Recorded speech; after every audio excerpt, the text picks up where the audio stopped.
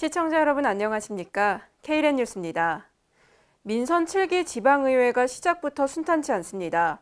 의장과 부의장 등 주요 자리를 놓고 줄다리기가 팽팽한데요.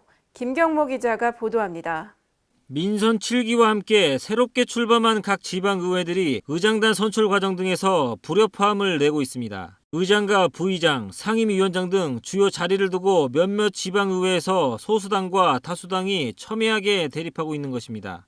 민의를 대변하고 행정을 견제해야 할 의회의 요직을 의원들이 개인의 영달을 위해서 이용한다는 비판도 나오고 있습니다. 저마다 소통과 배려, 협치를 내세우며 새로운 임기를 시작한 지방의회들이 초반부터 어긋나는 모습을 보이자 시민들은 냉소와 우려 섞인 눈길을 보내고 있습니다. K랜 김경모입니다. 이재명 경기도지사의 공약인 기본소득제 도입을 위한 논의가 본격적으로 시작됐습니다. 경기도지사직 인수위원회는 지난 4일 경기 기본소득위원회의 설치와 운영 방안을 주제로 정책 토론회를 진행했습니다. 이번 토론회는 기본소득위원회 설치 및 운영 방안을 실질적으로 논의하기 위해 마련됐습니다.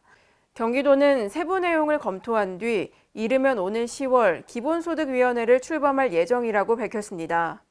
충청북도가 지난 3일 미세먼지 저감 대책을 마련하기 위해 주민과 전문가, 그리고 기업체와 공무원 등 120여 명이 참석하는 토론회를 개최했습니다. 이날 토론회는 미세먼지 정책을 도민과 함께 논의해 대기질을 개선하기 위해 마련됐습니다. 충청북도 관계자는 토론회에서 나온 의견은 충청북도 미세먼지 저감 정책에 적극 반영할 계획이라며 도민들이 안전하게 숨 쉴 수 있는 충북구현을 위해 지속적으로 노력할 것이라고 말했습니다. 서울의 고령화와 가구의 소규모화 현상이 갈수록 심화되고 있습니다. 서울시가 발표한 2018 서울서베이 도시정책 지표조사 결과에 따르면 가구주 평균 나이는 51.5세로 2007년 48.5세보다 3살 높아졌습니다. 주택 점유 형태는 자가 42.1%, 월세 31.2%, 전세 26.2%로 10년 전보다 자가 비율이 2.5%포인트 줄고 월세는 10.8%포인트 늘어 주거 형태 변화가 가속화되는 것으로 나타났습니다. 서울 시민의 주관적 행복도는 10점 만점에 6.96점으로 지난해와 비교해 크게 달라지지 않았습니다. 대구시가 지능형 자동차 부품진흥원과 함께 대구 자동차 미래전략 포럼을 개최했습니다. 이번 포럼은 급변하는 자동차 시장의 트렌드에 발맞춰 지역 기업들의 변화를 유도하고 기업 간 정보를 공유하기 위해 마련됐습니다. 또 정부의 자동차 산업 정책에 대한 강연이 진행됐고 대구시 자동차 정책도 발표되는데요. 대구시 관계자는 기업들에게 변화하는 자동차 정책과 시장의 변화를 알리고 글로벌 기업과의 교류를 통해 시장의 변화에 발빠르게 적응할 수 있도록 적극적으로 지원하겠다고 밝혔습니다. 전북 정읍과 임실은 교통 오지마을 주민들을 위해 공공택시 서비스가 제공되고 있는데요. 재래시장과 버스터미널 등으로 한정됐던 범위가 이제는 철도역까지 확대됩니다. 김경모 기자입니다. 이달부터 전북 임실역과 오수역, 신태인역 등 3개 역에서 철도역 공공택시 콜 서비스가 운영에 들어갔습니다. 이번 사업은 두 시군이 코레일과 협력을 통해 재래시장과 버스터미널 등 기존 공공택시 서비스 지역을 철도역까지 확대한 것으로 전국에서 가장 먼저 시행하는 사례입니다. 운행일은 매주 월요일과 읍면 장날이며 임실구는 거리에 상관없이 2,000원, 정읍시는 읍면 소재지까지 1,000원의 비용이 소요됩니다. 코레일과 두 지자체는 이번 사업으로 교통오지 주민들의 불편이 더욱 줄어들 것으로 기대하고 있습니다.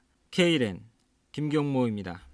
이재명 경기도지사가 취임 후 첫 민생 현장 방문지로 안양시 연현마을을 선택했습니다. 안양시 연현마을은 아스콘 공장 재가동 문제로 갈등을 빚고 있는데요. 이재명 경기도지사는 갈등 해결을 위해 경기도와 안양시 그리고 입주민과 사업자가 함께하는 사자협의체를 구성해 해법을 찾자고 제안했습니다. 또 협의체를 통해 큰 불만 없이 해결할 수 있는 방안을 만들면 법률상 도지사가 할 수 있는 권한 내에서 최대한 지원하도록 하겠다고 덧붙였습니다. 오늘의 브리핑입니다. 울산시가 지역주도형 청년 일자리 사업을 본격적으로 추진합니다. 울산시는 정무공모 사업에 선정돼 국비 36억 6천만 원을 확보했고 총 사업비 90억 5천만 원을 투입할 예정입니다. 울산시 관계자는 지역 청년들의 일자리 위기를 극복하고 중소기업들의 구인 여건을 개선하기 위해 내실 있는 사업을 추진해 가겠다고 말했습니다. 충청남도가 지방보조금 부정수급 신고포상금으로 최고 1억 원을 내걸었습니다.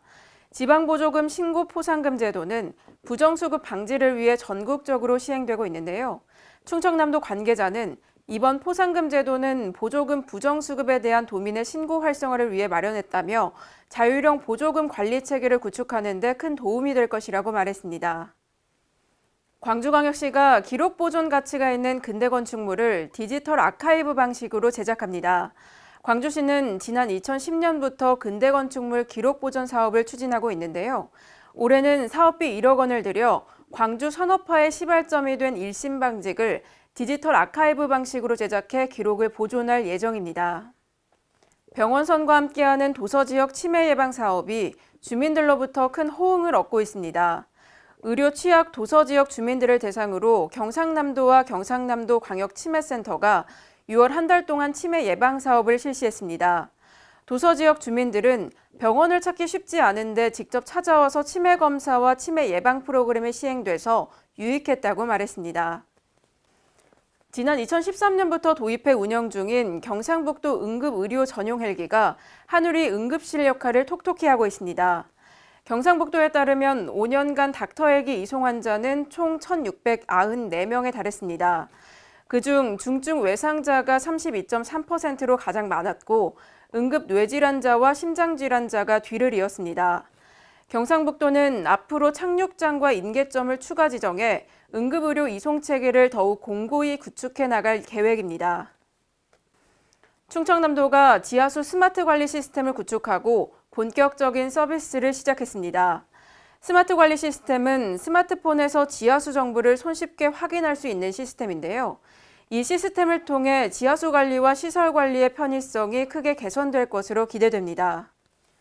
지방자치인재개발원이 오늘까지 전북 지역 대학 재학생을 대상으로 오픈 캠퍼스 지역교육과정을 시범 운영합니다. 이번 교육은 지역주도형 청년 일자리 사업을 소개하는 특강과 전북 창조경제혁신센터 현장 방문 및 특강 등으로 구성됩니다. 오픈 캠퍼스는 대학생에게 진로 탐색 기회와 취업, 창업 정보를 제공하고 지역에는 청년 인재 양성과 지역 연계 사업 발굴을 지원합니다. 이상으로 K랜 뉴스를 마칩니다. 시청해주신 여러분 고맙습니다.